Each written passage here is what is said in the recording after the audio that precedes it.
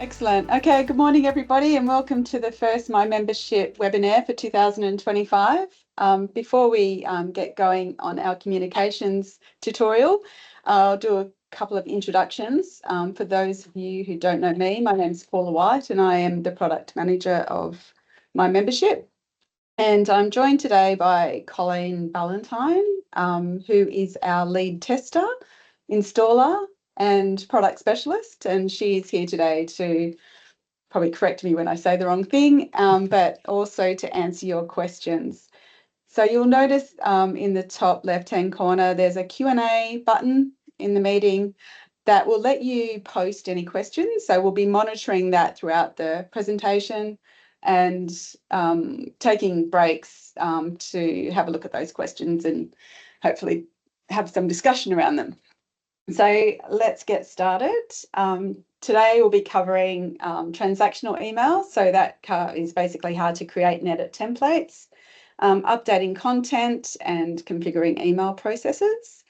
We'll be looking at ad hoc emails, which again is composing content, building mailing lists and using the database fields.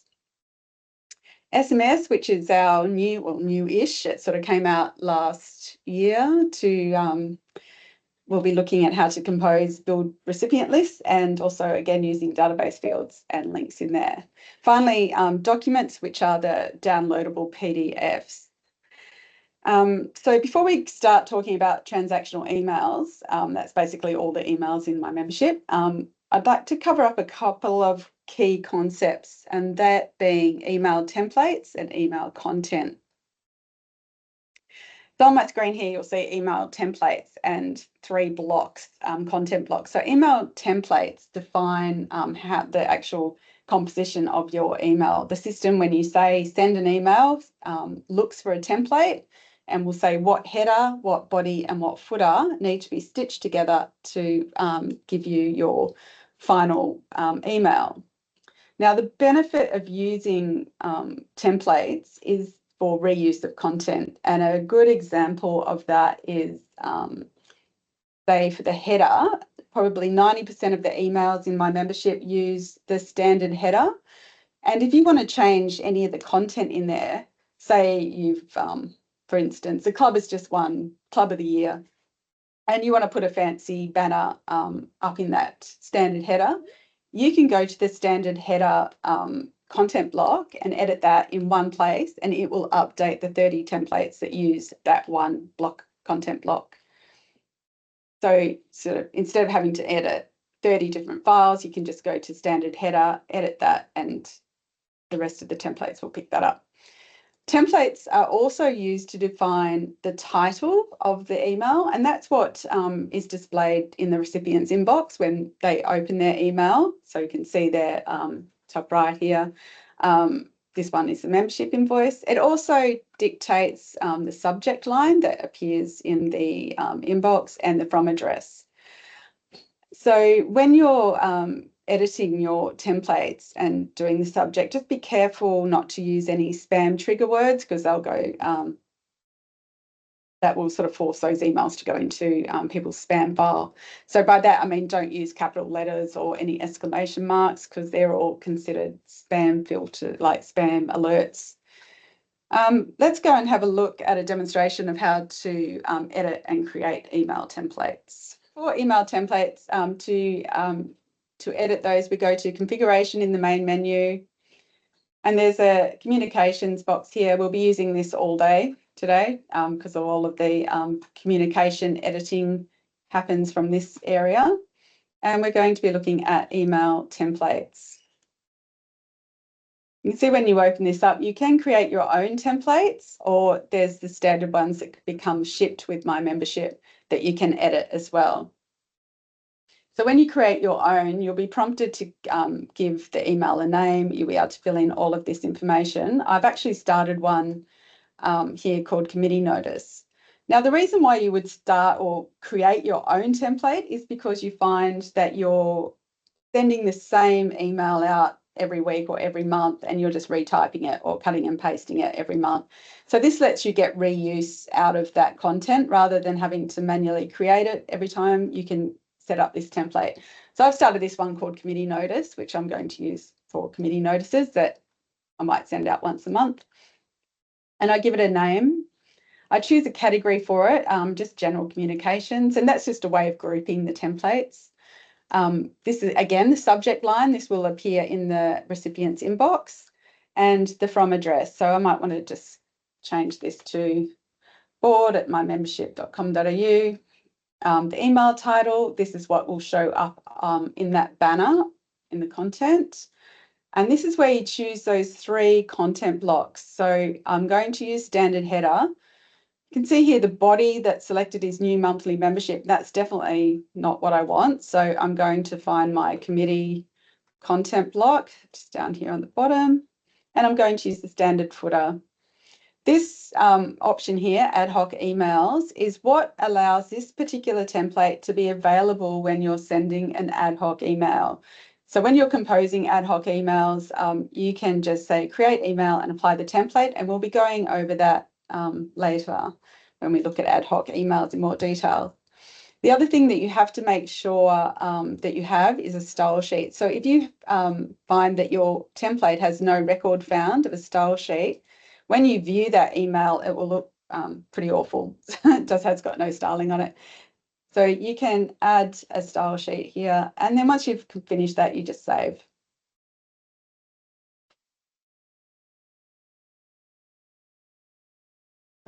Go back to the slide. So that's pretty much email templates.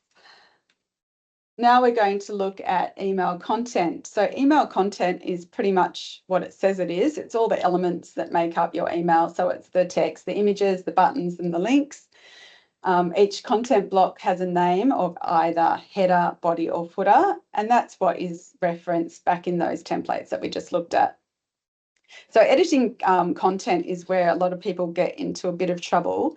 And although this presentation, I'm not going to delve into graphic design and sort of making your emails, how to make them look pretty, but I'll cover the basics of how you should edit the content blocks within my membership. So again, we're going to navigate to configuration, look at this communication box. This time we're going to be looking at email content. So I'm going to just follow on from that example that I had for the template, and this is the body that I was using, committee minutes and notifications. So I've already got this set up, and obviously if I was probably doing this club, I'd be changing that. I'd just be able to type over the date and change the date. The next month's meeting. Might change it, might be at 6 o'clock.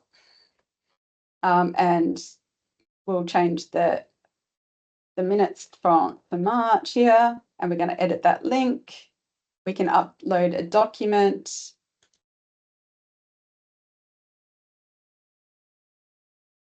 Choose anything. There we are, board minutes there.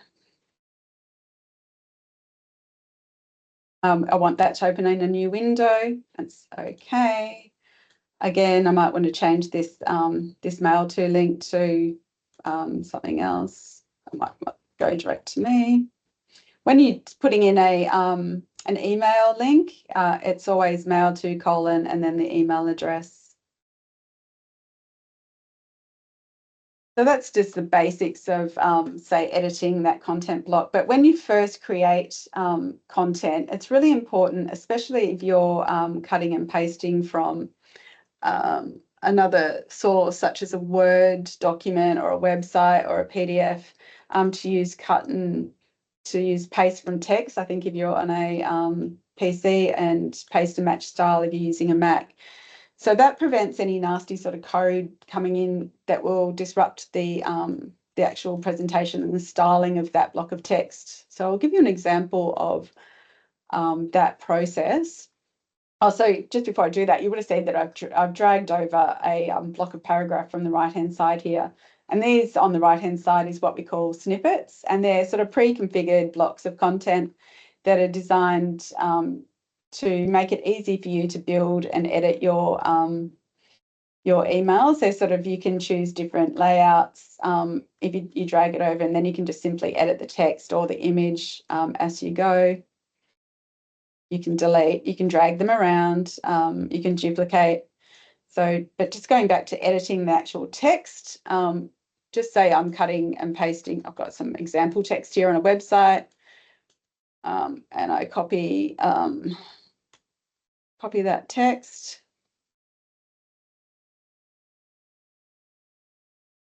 And if I just paste directly from the where what I copied this, I'm not using the paste and match style. I'm just going to use Control V on the keyboard. Nope, I'm not. I copied. I'll do that again. Copy that.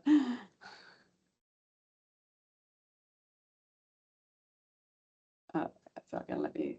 I'll just do just a straight paste. You'll see that it's dropped in the text there, and it looks pretty okay. It's got a few gaps in it, and but if I view the source of that, this is the HTML, which you don't need to know about, but you'll see. For instance, if I look at the venue, you'll see this paragraph class has been added in, which is going to make the presentation of that paragraph look the way it does. If I look at my one down here, I look at the same, you can see the paragraph tags have no class attached. It's just a straight P tag. So ideally what you want to do is paste and match style. When you do that, it will strip out all of the spacing. So all you need to do is then just go through and put in your returns of where you want. So if you want a single carriage return, you hold down Shift Enter. If you want to have a full paragraph, it's Enter. So you can just go through that. And once you've got your sort of format ready, so you might want to put in some bullet points for those. Boss report, B report. So it's just once I've finished my return, I don't want any more of those, so I can just backface out of there. Once you've sort of got your layout correct, then you can go ahead and start applying some styling for using this toolbar on the left. So bold. You can put in your hyperlinks. Hash in that one. And then once you're happy, you can save that. I'm not going to save. I'm just going to go back to the slides. So that is basically editing templates and content. So we'll take a break here. So I'm not sure if anyone's got any questions regarding templates and content. If you do, pop them in the chat. I can't actually see that, but Colleen's monitoring, so she can let me know if there's any questions that have come through. Right, so now we're going to get into the 4 channels that we spoke about earlier, starting with transactional emails. So transactional emails by definition are delivered in response to a user's action. So if they say you buy something online, you would expect to get a copy of that order and a receipt of payment. If you bought a aeroplane ticket, you'll get that sent to you. So that's sort of examples of transactional emails. So all of the emails in my membership are transactional. And the important thing to note is they differ from marketing emails in that they don't require explicit consent from the user. So they don't have to require an opt-in, and they don't have to include a unsubscribe option as well. So I really want you to just take note of that, especially with regard to ad hoc emailing, because that is also transactional. They do not have an opt-in or an opt-out, so they can't. That particular module can't be used for marketing. The thing about transactional emails, although they're pretty boring, you know, just getting a receipt or an invoice in your inbox, they also provide an opportunity for you guys to communicate directly with your members, so you know they're going to get their invoice. So if there's really important information that you want to include on that email, or you want to get it out there, you can put it on, say, at the bottom of your renewal email, or you could put it on the bottom of your payment receipt. So a good example, like what I just brought up, of where you would want to include perhaps some additional information is on that renewal invoice. Yeah, so by by default, the membership renewal invoice is pretty light on in content. It's just a basic, this is what comes shipped. It doesn't actually have this button down here. It's got a view invoice, pay invoice, and some information about the membership groups. You can see in this example, an additional button has been added, which is a letter from the president that users can download. However, most clubs would like to use that opportunity to send out a little bit more information about the upcoming membership year. So this is another example of how you could, this has got a lot more information in it and some links.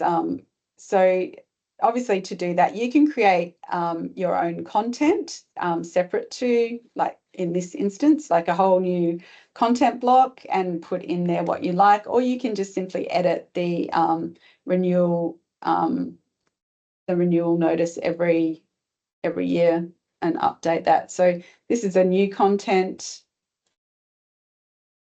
and that's the standard one. So if you wanted to change this, you can just, like we went through editing content before, just a matter of putting in a content block. I can go get my example text over here, copy that, and place match star. Obviously, you've got a lot more sort of formatting to do on that one, so I'm not going to do that now, but that is how you would go about editing that particular email. Another example of where you'd want to perhaps include additional information is if you had something happening at the club, or just say you've changed your bank details and you wanted to highlight that, you could put that information into the email content of payment receipt. Alison did have a question about the hyperlinks. Yes. And I guess realistically, the different ways you can use them. So you can get a hyperlink from a website and copy and paste that in, or where the documents are uploaded into my membership. She just said, where are they, basically? So sure, let's have a look. That's a good question. So I'll go back into editing content. So I'll look at that golf renewals content again. You can see here that I've got a link here to a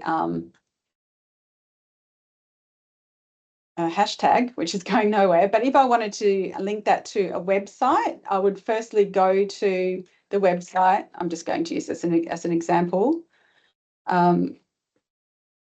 Copy that, edit the link, and where it's got link here, paste. Sorry, I don't know how to use I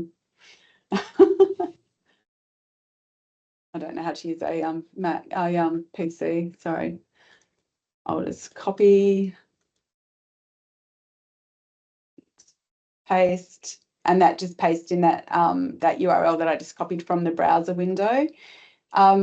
It's always ideal when you're linking off to a website or a document is to click this new window, which just means it opens up in another browser, another tab in their browser if they're using, say, webmail.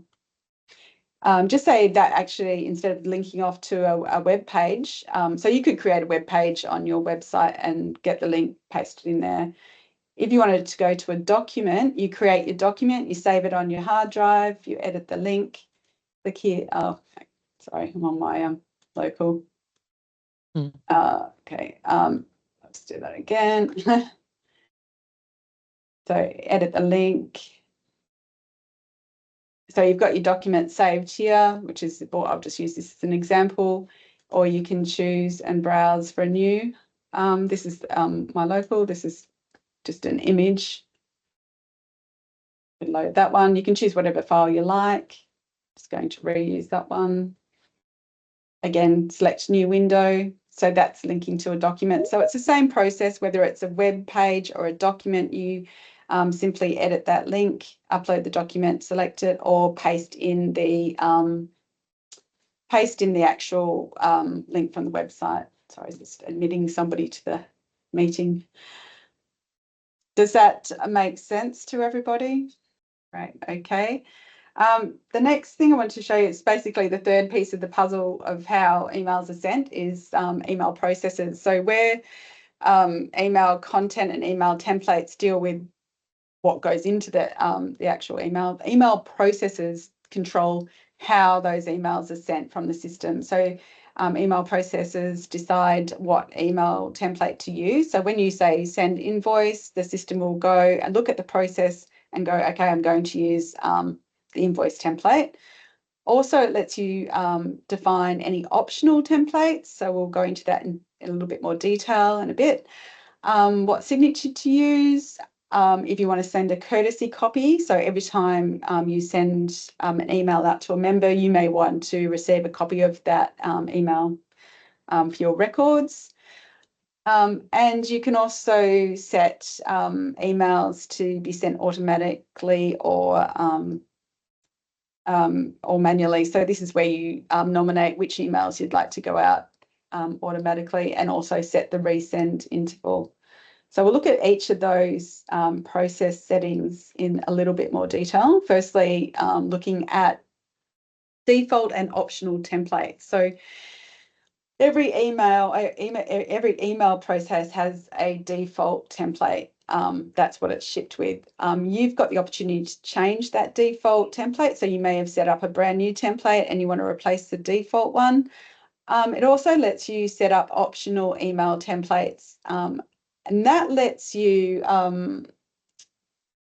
choose a different template when you're sending an invoice or a payment receipt. The system will prompt you to choose which template to use. So probably the best example of where optional templates come into play is for renewal, so for membership invoices. So sometimes you might want to send out a membership invoice. It's just the basics. It's just got your membership information and links to the invoice. But occasionally, especially at renewals time, you want to send out that renewal invoice, or it may be a new member that you want to send slightly different information to. So let's look at how email processes are set up. Again, we're going to the main menu, configuration, looking at this communication box. This time we're going to be editing email processes, and in particular, the membership invoice. So every time you go to the system and say email membership invoice, it will come along here and it'll look for this default email template and it will send the membership invoice. If you have an optional email in this box, it will ask you which one you want to use. So that we've set up the renewal one in there, and that also comes up in when you're doing your renewal wizard run, and on that first screen you get to choose which template you want to use for your bulk emails creation. So another optional template that you would probably want to add in here is for like new members, like a welcome new member. So you've created, just say you've created the invoice for them and you want to send it off, but you don't want to send it off with just the invoice information. You'd like to have a bit more of a welcome message and some information about how they can access the website, information about their golf link, along those lines. So we can save that. Oh, sorry, I'll just go over the other options in here. We'll do that personnel and copy in another demonstration. So that was just basically adding those optional templates there. So now if I go to a membership invoice, sorry, got my screen zoomed in, and choose to email that membership invoice, the system's going to ask me what template I want to use, and it will list the ones I've added to that process. So this was a new member, so I'm going to choose welcome new member and send that. So that's pretty much covers default templates and optional templates.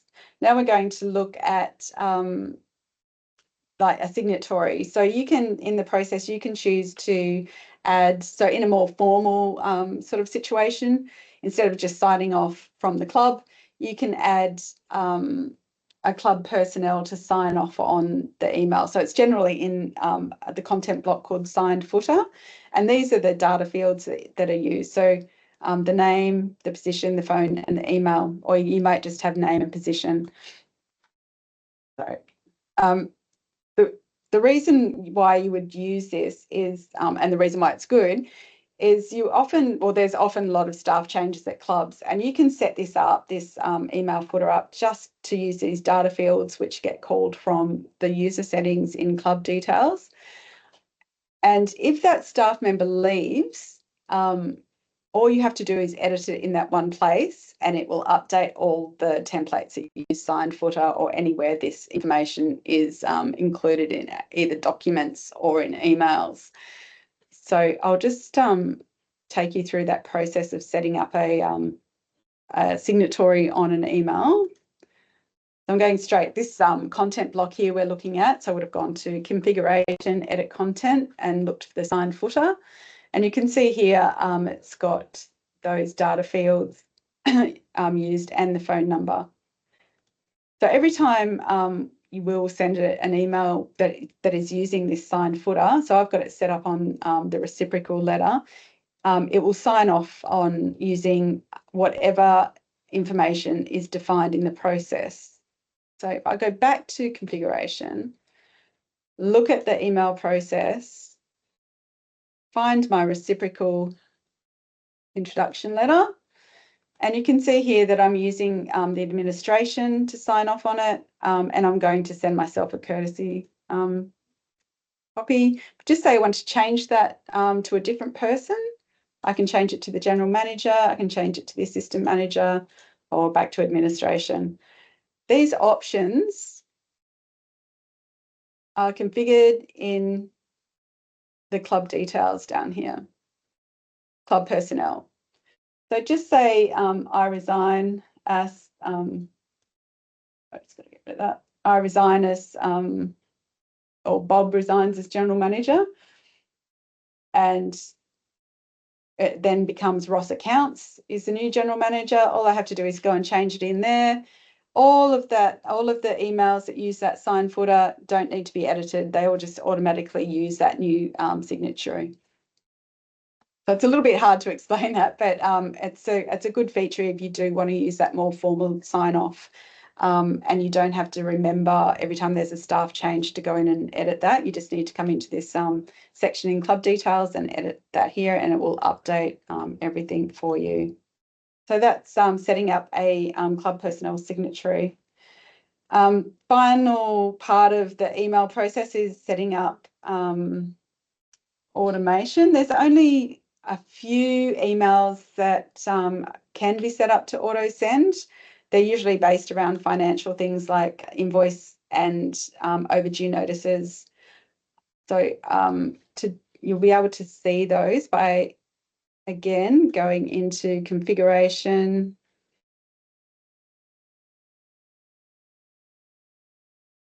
And email processes. It's got financials here. So I'm going to go back into configuration. This is the page I want. I just want to show you how to get there. Configuration, email processes. And you can see here there is a column of auto-enabled, and some of them, such as auto clear balance and auto top-up request, are auto-enabled, and membership invoice is also auto-enabled. If you have rolling memberships and set it up to auto-renew, so basically it's a set and forget, as the membership comes to an end, the system will automatically renew that member, it will automatically raise the invoice and automatically send it. And this is the process that does that automatic one set up there. If that's not available, so payment receipt and sign-up forms do get sent automatically by default, and so does the EDDR form. But just say you wanted to enable overdue invoices, you can set it up here. And you can also set the resend interval days. So once the system sends out that automatic email, and it checks daily of what, or you can set it to whatever you like, but as a good rule of thumb, every day the system will go through and decide what emails need to be automatically sent, generate them and send them.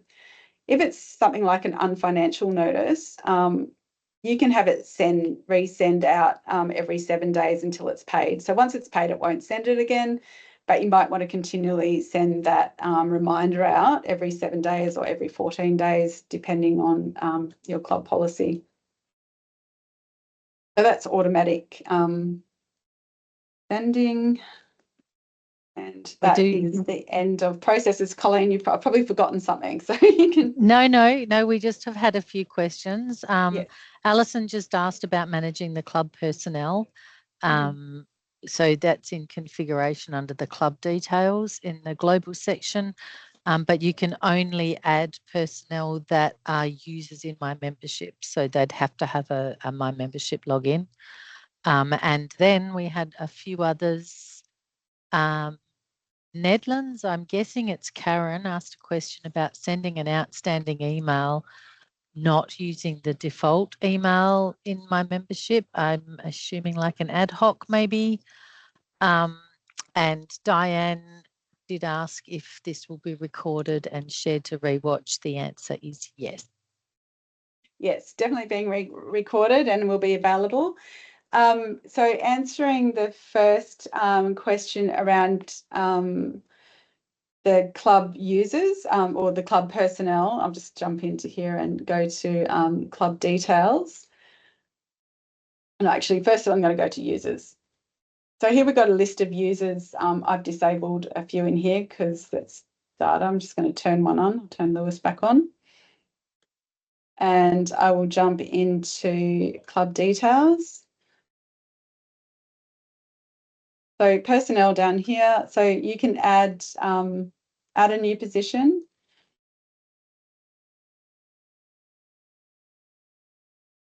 And you select the user that's going to be, I'm going to use, got integrations on one. And I can save that. So now wherever in those signatories, if I've used this account in the process, that's what will be injected into the bottom of the email. Sending out different content for what was it? Payment reminders in overdue invoice. An outstanding invoice is the specific that has been put in there. But you may have answered that by explaining how you can set up different templates. Different templates, but I can go through that. If there's there's a couple of different so you can set up a different template in here, which is your header, standard header, body and footer, and the body you can create in content. So you may just create an email content and call it so payment, is it for when you say outstanding invoice, it's overdue or just outstanding? Yeah, I'm not sure. And we're going to make it a body. You can see there's no content there at all. So you click and drag your snippet over and you type in your new the new content you want. Just going to put new content in there, save time, save that. Then when you're going to create your template, you're going to call it payment reminder, and you can choose, I'm just going to leave it in accounts.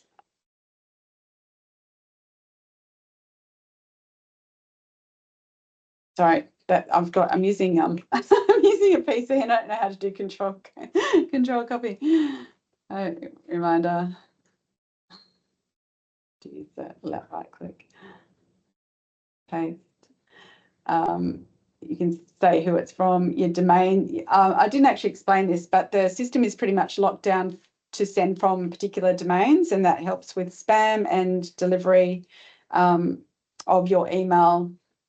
It's called DKIM, which is domain linked to this particular system. Okay, and it's actually a requirement, and you can put whoever this is not doesn't affect delivery, whatever name you put in here. So if I put in Paula, or I could put in Colleen or accounts or whatever I like into this section here, but the actual domain has to be a registered domain. Title, we can just do, payment reminder. We're going to use the standard header. We're going to use our payment reminder body that we just created. And we're going to use a standard footer and the standard style sheet. And we want to make it available to ad hoc messaging.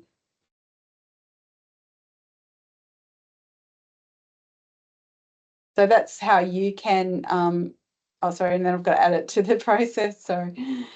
And then if I go back into configuration. So the actual process that is used to send overdue account or overdue invoice is what the one we want. We're going to choose the default is the overdue general invoice, and you can choose the payment reminder template that we just created as an optional. So when you send out that's for a general invoice, the system will prompt you if you want to use this new template that you just created. You can also add that to the overdue member invoice.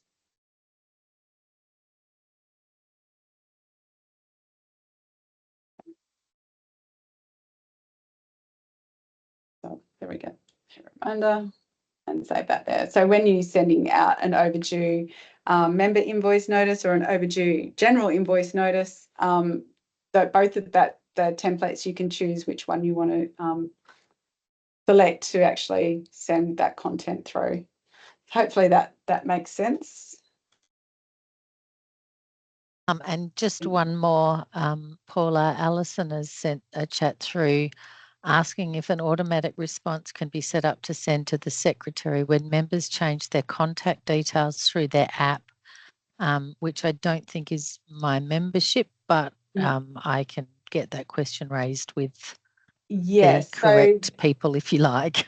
Yeah, so when members update their details through the Golf system, I do believe there is an email that can be sent out to administrators letting them know that who's updated, and it asterisks is what has actually changed in their details.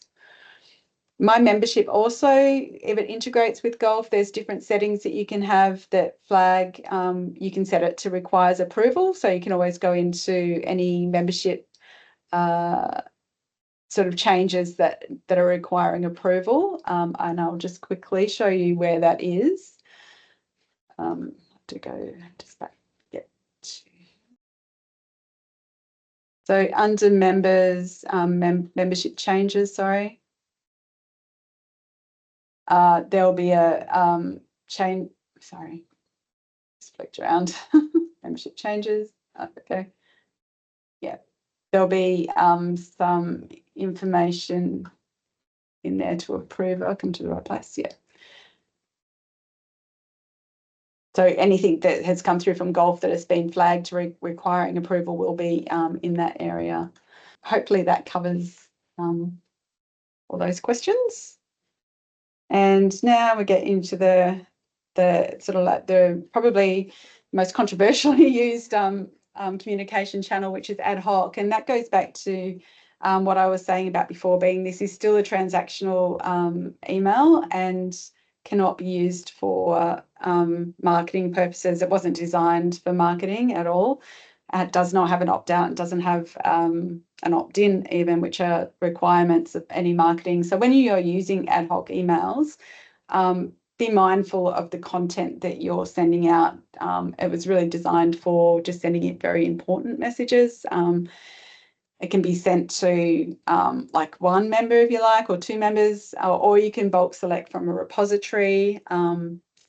They're also quite flexible in that you can include data fields depending on where the mailing list was built from. So we'll go into how to build those recipient lists and also how to apply templates in this demonstration.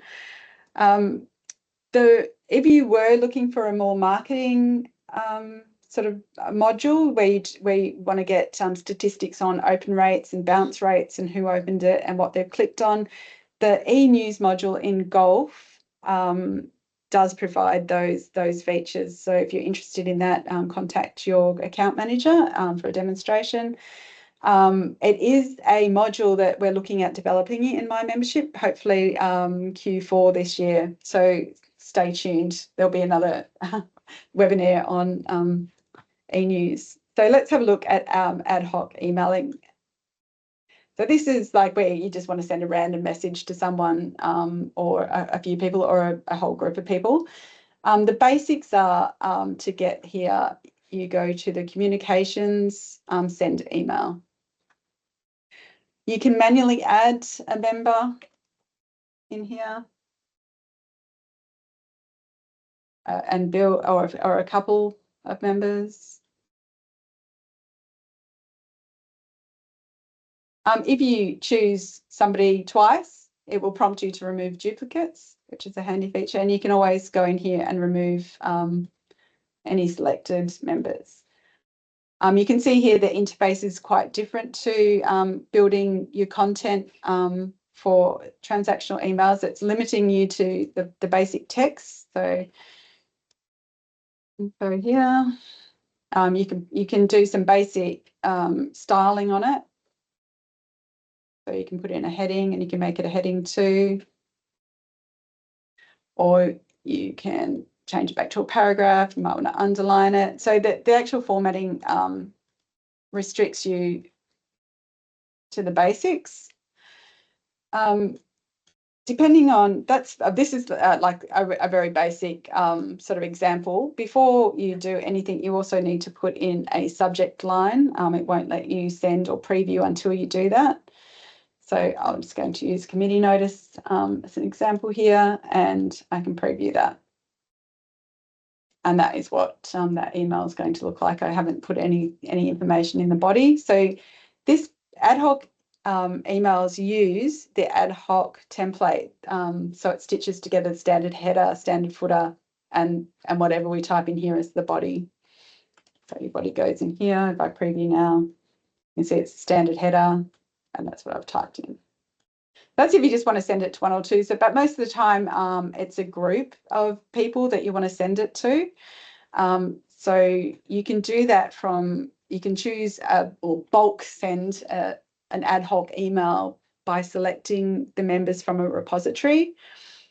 And you can choose the repository, depending on what information you want to include. If you want to include some data fields over here, so like first name, member first name, it's important that you choose the right repository to build your mailing list. So if you want to use information from memberships, you have to choose the memberships repository.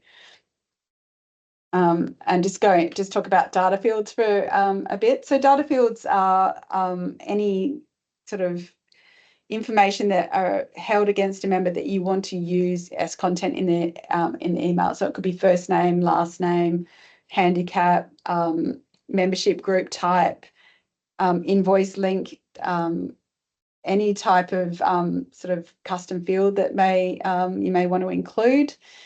So it's very important that you use the right repository. So I'm just going to show you how to build that mailing list from the correct repository and using fields.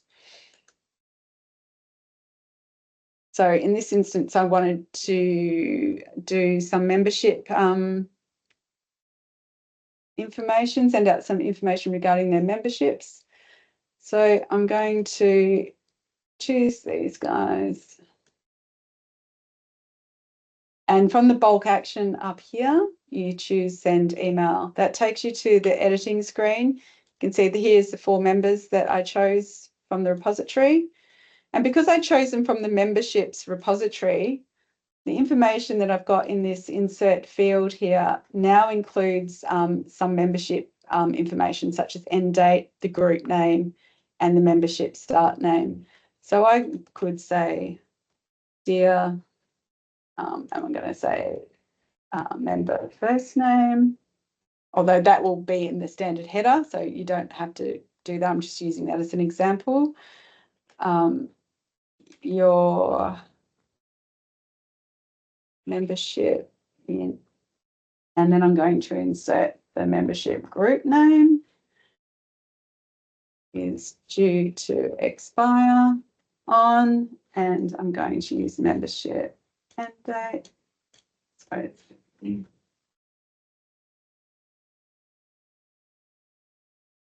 I'm going to say information about your membership.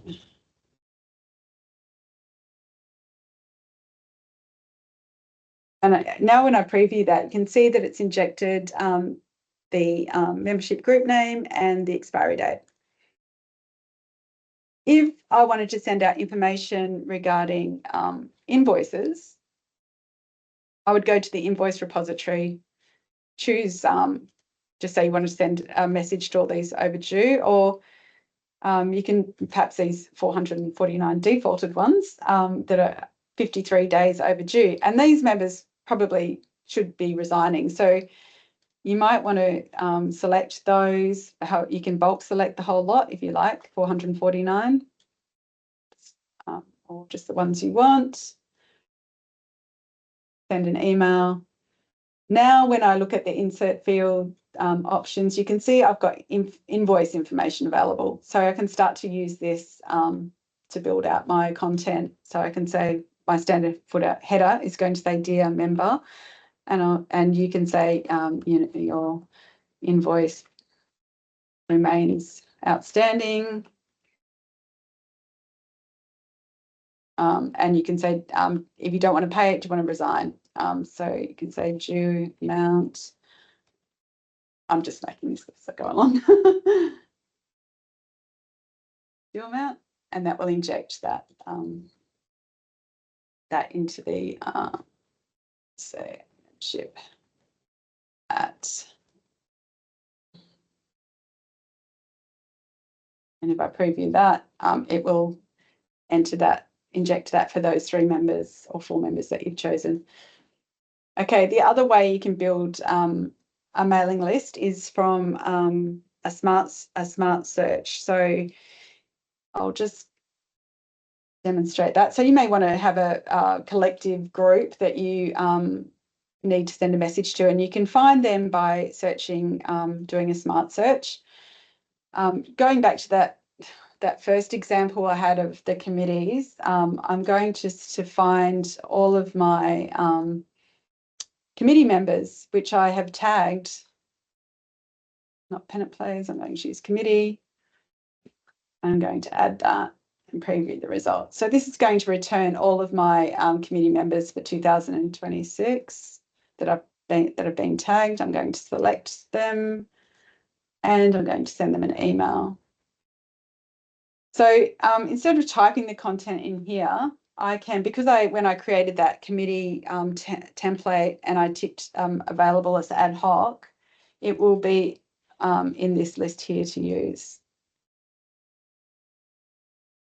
So now when I do a preview, it's injecting that information that I had in the template. I can also do an attachment to this. So if I wanted to attach those minutes, I can choose a file. And that will be sent as an attachment with the ad hoc email. Yeah, it tells you what attachments are up here. I can also reuse information.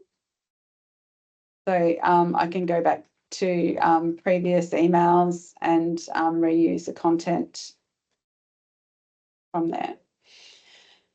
Okay, another way to build out a mailing list is you could possibly do it from a dashboard widget. So here I've got some new members and I want to send them the new member message. So I can select those from the bulk action, send email, and I can apply my welcome new member template and I can preview that.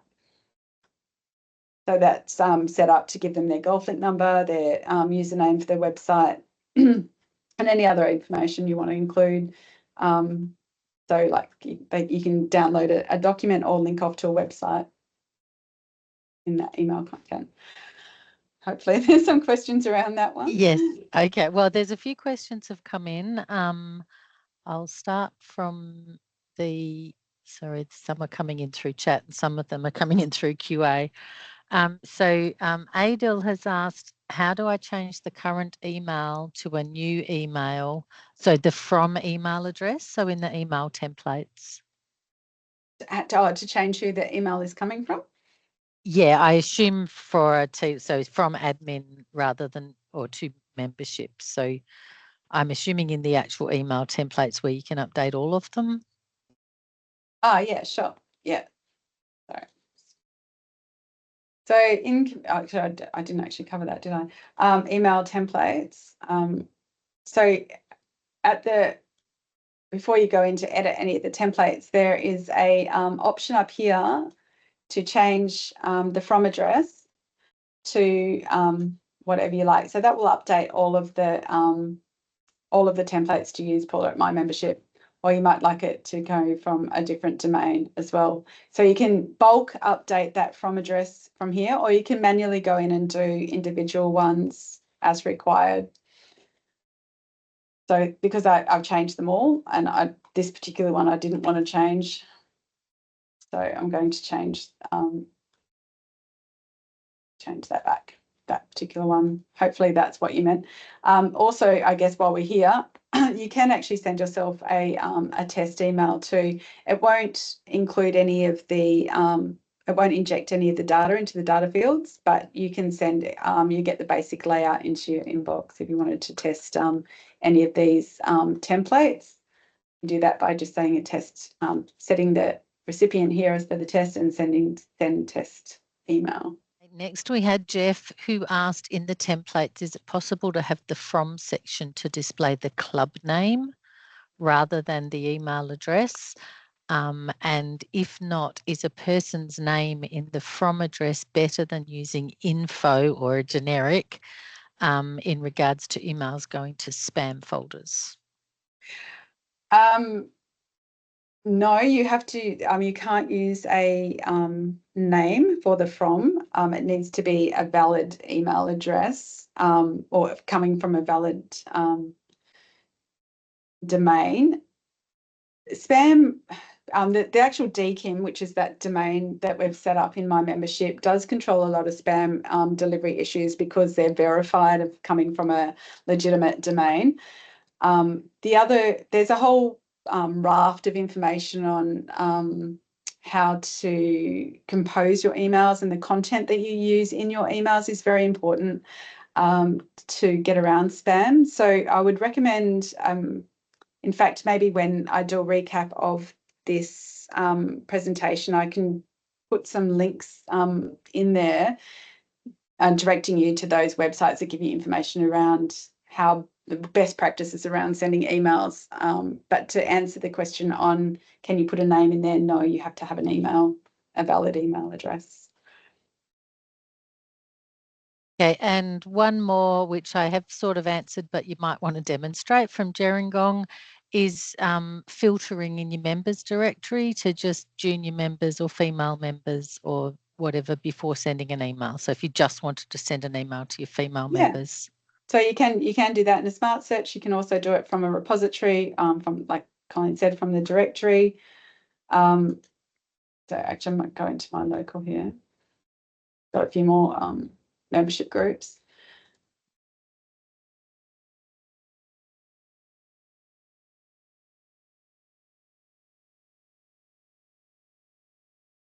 So if I wanted to do your juniors, I think juniors in here. No, just say I will do country. You can choose, I've got one country member, Clubhouse. So you can type in the group name here, and that will filter out. You cannot, this is probably a different session, but you can turn on different columns on and off here. So if you don't see this group column, you can go in here and turn that on here. So you can turn on the membership status as well. If you wanted to see that, there might be information you want to turn it off and on, depending on what you're doing, depending on your screen size, to give you enough display space. So all of these options are available as column displays, which you can filter in and out of. Okay, and we've just had one more from Lisa, just wanting to maybe get some pros and cons of sending emails via my membership rather than the club email, like via Outlook. Sure.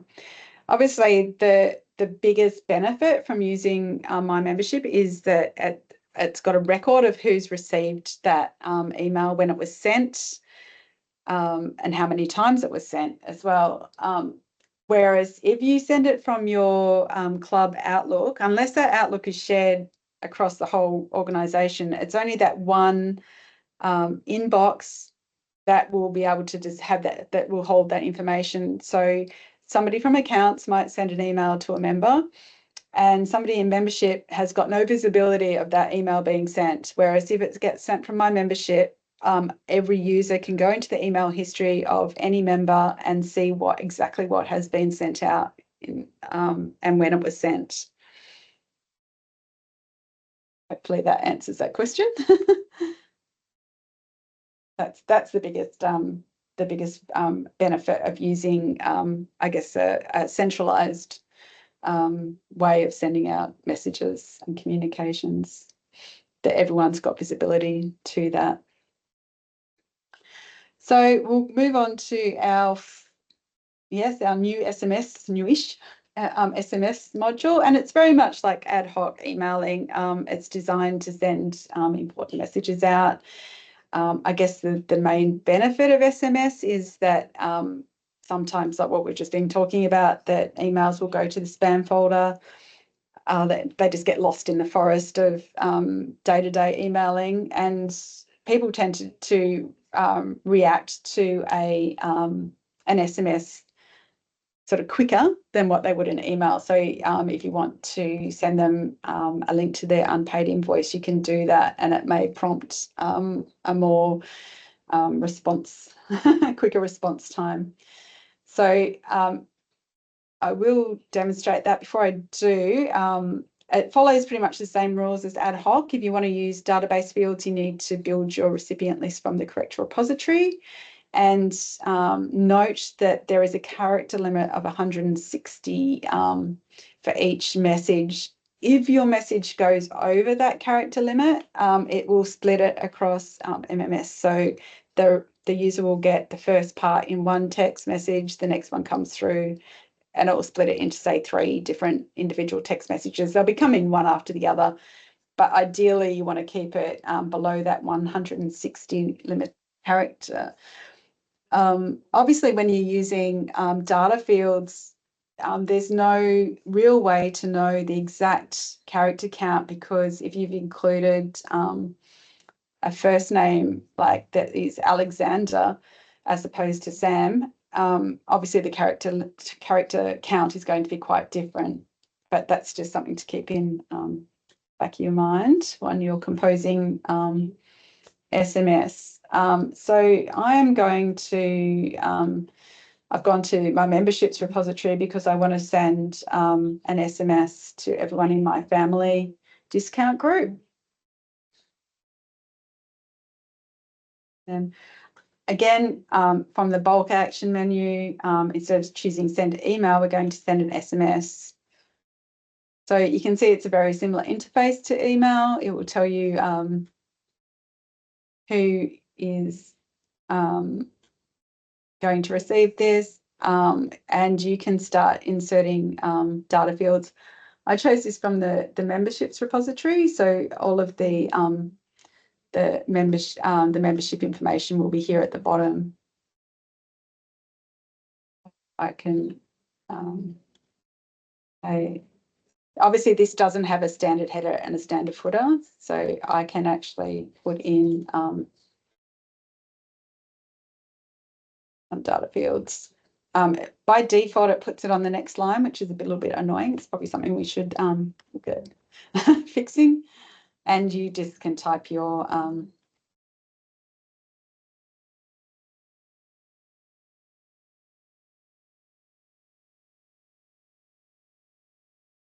and I can put in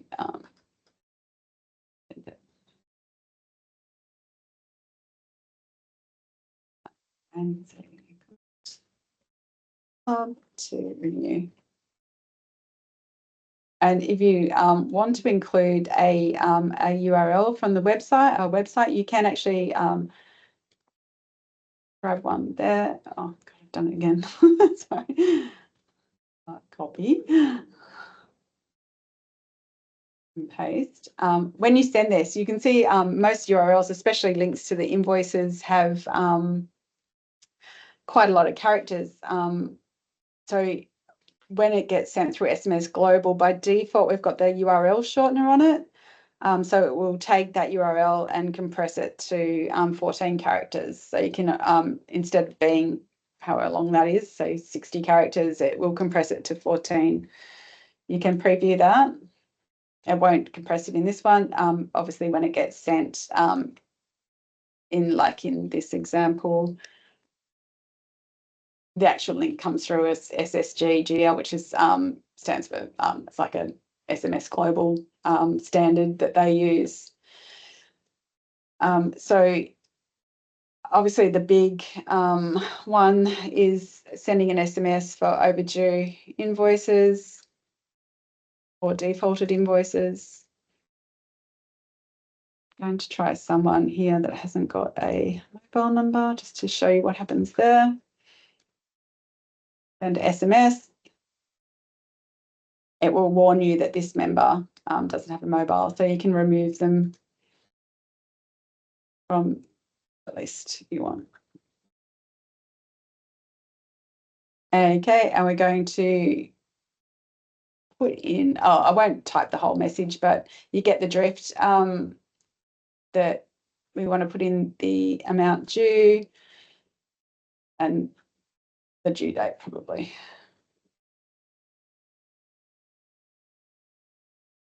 And you can type in what are the other text around that.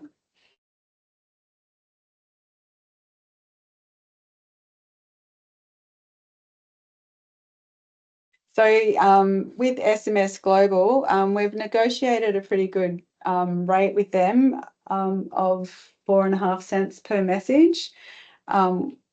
And if you want to sign up with SMS, it's a paid module, but there's no ongoing cost. So it's just the cost to us to set it up, and then you're on your own. You do your own top ups, and you can use it as required. So you can use it a lot, or you can use it a little bit, but you're in full control of your own account. So before we move on to documents, was there any questions regarding SMS? I think you've probably answered. Adel did ask, is there a cost per SMS? But before you go any further, Mick has asked about adding tags to a member. I will create a support ticket for someone in support to go through that with you, Mick, if you like. Okay, that'd be great. Yeah, because we are running short on time here. Yep. It's going on a bit. No problem. Yeah, fine. This is the final one, everybody. Documents. This is the PDFs that are used that are linked from the emails. Again, it's just an opportunity to communicate with your members. You can change the content of these. I have to say, out of all of the channels, this is probably the one that isn't used the most. Not many people download documents anymore or print documents. They generally rely on email and SMS for their information. But I will show you quickly how to get there. So we use OpenOffice file format. So if you don't have it installed on your computer, you need to download the LibreOffice here. And if you Control tab. Actually, if I can open up a document. So I'm just going to find one actually. into configuration.